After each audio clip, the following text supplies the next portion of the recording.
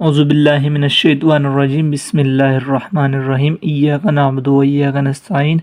आज हम इंशाल्लाह एक्सरसाइज 1.2 स्टार्ट करने लगे हैं। उसका क्वेश्चन नंबर 1 है by using the property of product.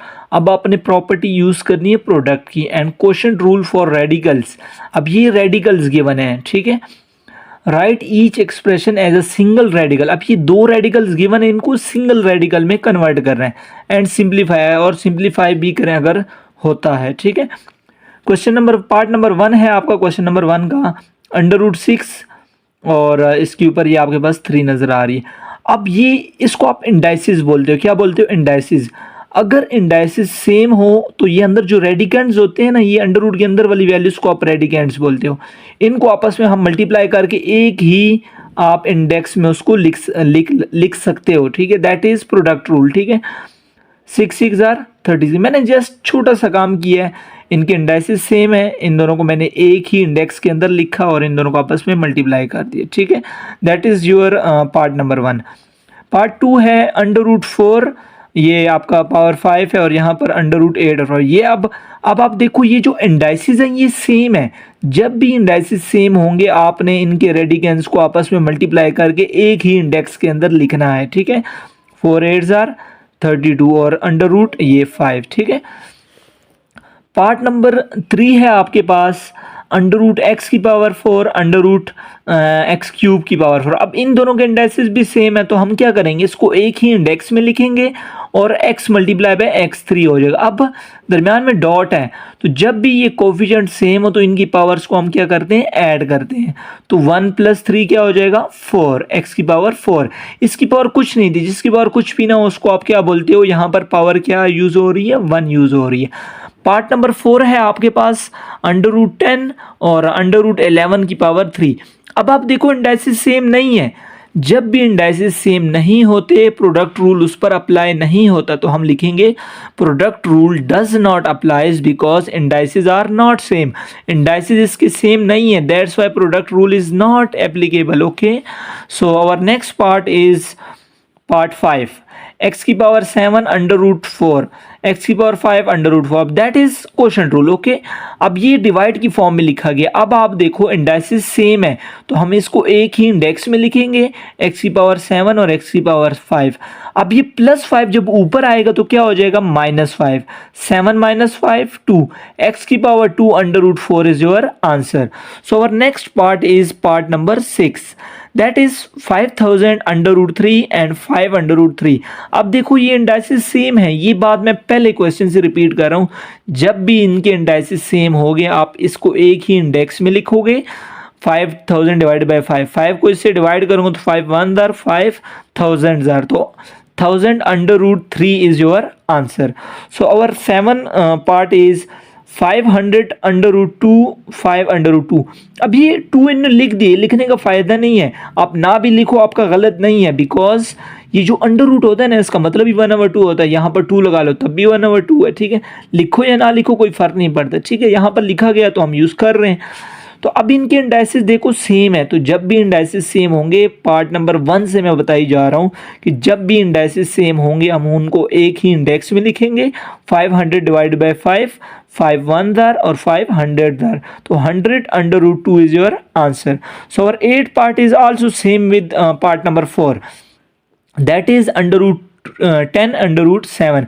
यहाँ पर इंडेक्स 2 है, यहाँ पर 3 है, इनकी इंडाइसिस सेम नहीं है। जब भी इंडाइसिस सेम नहीं होंगे तो प्रोडक्ट रूल अप्लाई नहीं होगा, तो हम लिखेंगे product rule does not applies because indices are not same.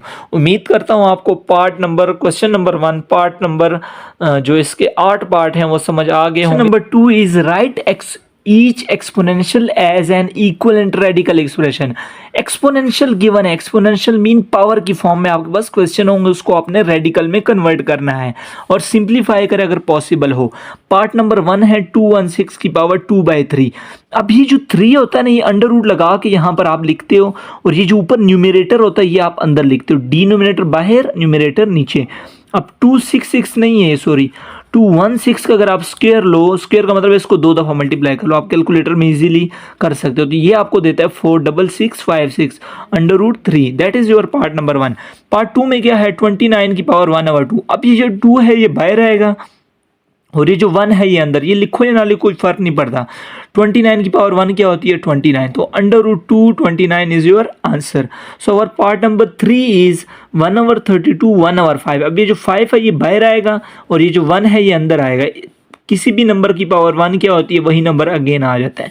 Next part है आपके पास 216 की पावर -2/3। अब इसको पॉजिटिव में आपने पहले कन्वर्ट करना है। तो पॉजिटिव में कन्वर्ट करने के लिए इसके नीचे कुछ नहीं है, मतलब 1 है। तो हम इसको जब डिनोमिनेटर में लेके जाएंगे, 1 को न्यूमिनेटर में लेकर आएंगे, मतलब सिंपल सी बात है, इसको नीचे लेकर आएंगे, इसको ऊपर लेकर आएंगे, ठीक है। तो ये जो माइनस है ये क्या हो जाएगा? प्लस। तो बाकी वही है आपका, ये 3 बाहर आ जाएगा, 216 और ये 2 अंदर, इसको स्क्वायर लोगे ये आ जाएगा, ठीक है। That is your answer. Next आपके पास 1000 की पावर 1/3। अभी जो 3 है ये बाहर आएगा और 1000 की पावर ये 1, 1000 की पावर 1, किसी भी नंबर की पावर 1 हो तो वही नंबर अगेन आ जाता है, ठीक है। उम्मीद करता हूँ ये भी आपको समझ आ गया होगा। नेक्स्ट है आपके पास 1/39 की पावर 1/2। अब ये 2 बाहर और ये 1 अंदर, किसी भी नंबर की पावर 1 क्या होती है? वही नंबर अगेन आ जाता है। उम्मीद करता हूँ आपको क्वेश्चन नंबर 2 के तमाम 6 पार्ट समझ आ गए होंगे। आप इजीली इसका स्क्रीनशॉट ले सकते हैं। क्वेश्चन नंबर 3 है write each radical expression as an equivalent exponent. अब रेडिकल की फॉर्म में गिवन है, एक्सपोनेंशियल की फॉर्म में कन्वर्ट करना है। पहला पार्ट है आपके पास √5, यहाँ पर 3 है और होल स्क्वायर। अब ये √3 का मतलब है 1/3 मल्टीप्लाई बाय 2, 2 अंदर 2 और नीचे 3।